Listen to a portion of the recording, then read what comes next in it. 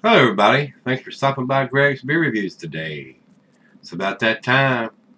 Let's go take that walk and see what's in the fridge today.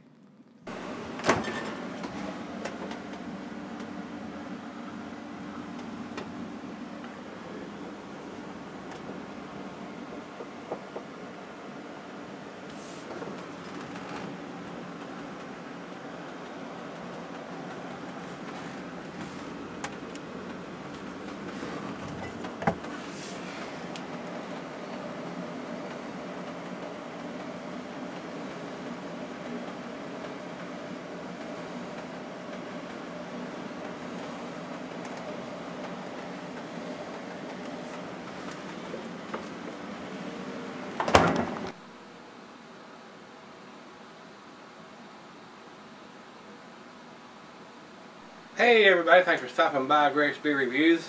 This beer is from Flying Mouse Brewery, and it's another local brewery here. I have not been to the brewery. I will give you a little background information. They opened up about a year or so ago, and a few of the members of the Brewing Guild that I belong to went over there to sample some of their beers, and I wasn't able to make it with them. And got kind of a bad report of what was going on there as far as taste and stuff. I'm not going to get into detail whether they, of course, you know, when you're first getting fired up as a brewery, some things can go wrong and all that kind of stuff. So I decided to wait a while before I either visit a brewery or try the beers, so maybe they get some of their bugs worked out and start producing some very tasty beers. The last time I was over at the Barrel Chest, I noticed they start canning. They had two of their beers on cans over there. This is their number 4, and they do number ratings on their beers. As you can see, it's got a 4 on the side here, and 4 spelled out beside that. And it's Flying Mouse, and it's a real nice cartoon version of a flying mouse there. It looks like it's got some bat wings there and goggles on. So thought I would give them the benefit of the doubt and let them get their bugs worked out and try that. So when I was at, like I said, when I was at Barrel Chest last time, I noticed that Martin had 2 of the beers in cans, the number 4 and the number 8. The number 4 is their IPA, and number 8 is their porter, I think. So I said, well, I'll pick one up each and see how it goes. I still haven't had a chance to get out there and check out the brewery. I heard it was very, very nice. So hopefully they've got their bugs worked out, and this is going to be a tasty beer. We're about to find out. This is a 7.2% alcohol, what it's got here on the bottom of the can. It says bright and sunny, this golden ale, which is an IPA. I don't know why they're calling it a golden ale. Has a sweet aroma and a clean, fresh finish, crafted from an India Pale Ale foundation. The Flying Mouse 4 greets the palate with a fruity malt character balanced with a smooth herbal and floral combination of several hops. Simply fantastic. Take a sip, be inspired, do great things. And just like the one we had from River Company yesterday, it's that has no date on the bottom of it, but they just started canning their stuff, so I know it's pretty fresh. Life is adventure, drink accordingly. I apologize. We got the kid across the street weed eating, cutting the grass and weed eating out there today. Pack it in, pack it out. That's the good thing about the cans. So hopefully, like I said yesterday on the Peachicott, maybe these guys are going to invest in some kind of dating machine, or maybe they're dating the 6-pack or the cases, but they need to date each individual can, especially on an IPA. That's just my opinion now, guys. Y'all know how I am about these things. Alright, let's get on with this one. The commercial description says the same thing it's written off with what I just read off the back of the can here, guys. IBUs, it says here, they're 70. It's not written on the can anywhere, I don't think. I did not see it. So, food pairings is going to be your typical IPA. Cuisine is curried in a Thai. The cheese is a peppery Monterey, Pepper Jack, Sharp Blue, Cheddar, your more pungent cheeses, Gorgonzola, Limburger. And the meat for this is poultry, fish, shellfish, and salmon, and I will add grilled meat to that. Glassware, I'm using my favorite glass, a solid beer glass. You could use a pint glass, a Becker, a Nonic, a tumbler, mug, stein, Sidell. Just pour it into something. Not recommended for extended cellar because it's an IPA, guys. I mean, it's the hops are going to fade over time. So another reason we need to date, because we want to know how old the beer is. We want to drink it fresh. So that's all we need to talk about. So let's pop the cap on this puppy and get it into the glass and see if number 4 is worthy.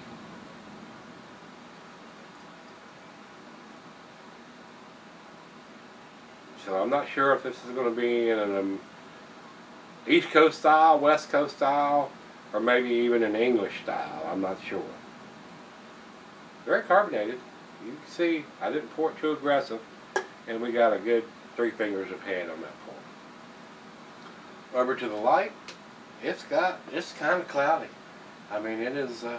I cannot see the bulb, but see a little bit of light, especially through the thin part down here on the bottom of this style glass.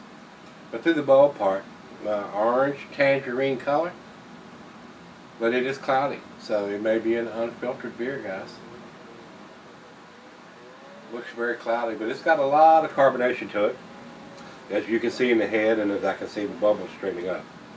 It is very carbonated. Let's get a nose on it. Kind of malty smelling, guys. Not getting that big hop presence. And I know they just started canning this, so I know it's a fresh version of this because they haven't been canning it that long.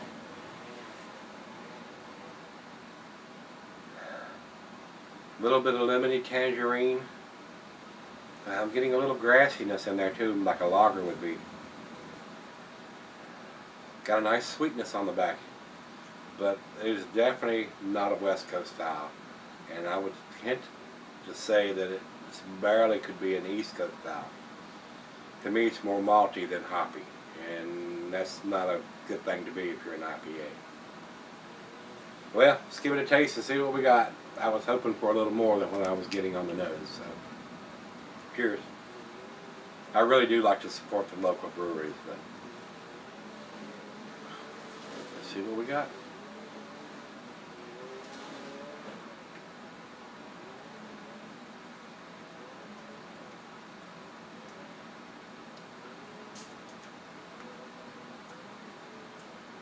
It's got the bitterness of an IPA, but it doesn't have the hop presence. This is more like a bitter pale ale.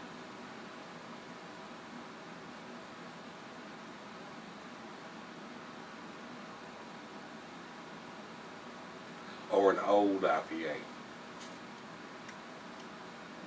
To me, it's more reminiscent of an English style IPA. Definitely a strong sweet malty backbone.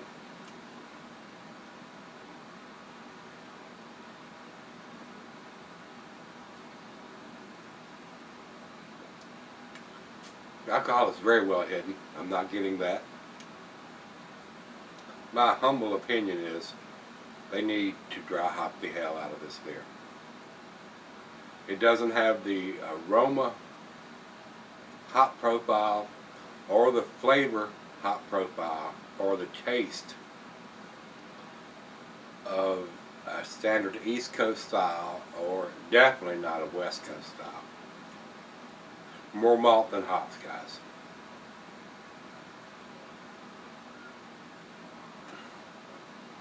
And with 70 IBUs, to me it tastes like a bitter pale ale. So, and for a pale ale, the IBU shouldn't be up that high. Doesn't seem to be overly bitter, but the hop presence is not there, guys. It reminds me of an IPA that's been in the can 6, 8, 10 months. Instead of something that I know is fresh and should taste fresh. So, more of an English style to me. More malt than hops. The stuff that I brew is way more hoppier than this. So maybe they're trying to get the transitional beer drinkers into drinking something that's not going to blow their palate out of their mouth with the super hop profile that a lot of the West Coast style IPAs have. So, but let me take it back and let her get a sip or two or three and sip on it for a few minutes and see what we end up with. But right now, guys, I'm not blown away. Kind of disappointed that I've waited a year or so for them to get their bugs worked out. And it doesn't taste infected or anything, but it is definitely more malty than hoppy. So maybe it's maybe they're trying to get the transitional beer drinkers over into this and not blow their palate out of their mouth. I'm not sure. So let me let her taste it and I'll come back and we'll see what it is. Alright guys, I'm back. Got just a little left here. Been sitting on it probably about 20-25 minutes. The other half really liked it, a little more than I did. It does have a nice citrusy taste. More malt than anything else. To me, it reminds me of an English style IPA. It really does. It's got a heavy malt backbone. And I know it's not an old beer because they just started canning this stuff. It's not old, I know that for a fact. But as far as a East Coast style, which is a little more subdued than the West Coast style, it doesn't have the hop profile for that. And definitely not a West Coast style. It doesn't have that in-your-face hop, grapefruit, pine, pineapple taste whatsoever. Citrusy, malty, a little sweet on the back end, 7.2% alcohol, so very well made beer because I'm not getting any of that alcohol. So I got a feeling they're getting there. I mean, I don't know what direction they're intending this beer to be, whether they're after some of the macro lager drinkers, something to have just a little more taste but not enough hop presence to overpower everything and turn them away. So as far as a transitional beer, if you're used to drinking Bud Miller or Coors and you wanted to try an IPA, something that doesn't have that massive hop profile, this may be the one. And for the 70 IBUs, it doesn't have a massive amount of bittering on the back end. It does have some, but it's not overpowering and it's not super bitter. So to me, it reminds me of an English style IPA, guys. It really does. So, and it doesn't mention that on the can that that's the direction that they were shooting for. But like I said, it may be something that they're trying to get some of the macro lager drinkers into their IPA and not have a super heavy hop profile where it's just gonna blow their palate out of their mouth. So very malty. I want to leave it there. Very malty. So let's do the final chug here. Like I said, she really liked it. She liked it. She likes it a little more than I do. She would probably give it just a tad better grade than I'm going to give it.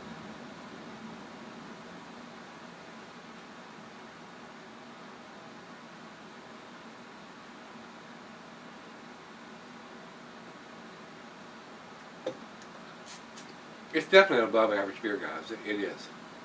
But it's just not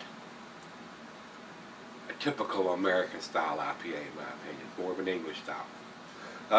Both Rate Beer and Beer Advocate have no scores. So this is a pretty small brewery. I don't think they have a big distribution area yet. They haven't got enough ratings on either site for them to actually put a score out. To me, guys, this is like a 5. This is a B-.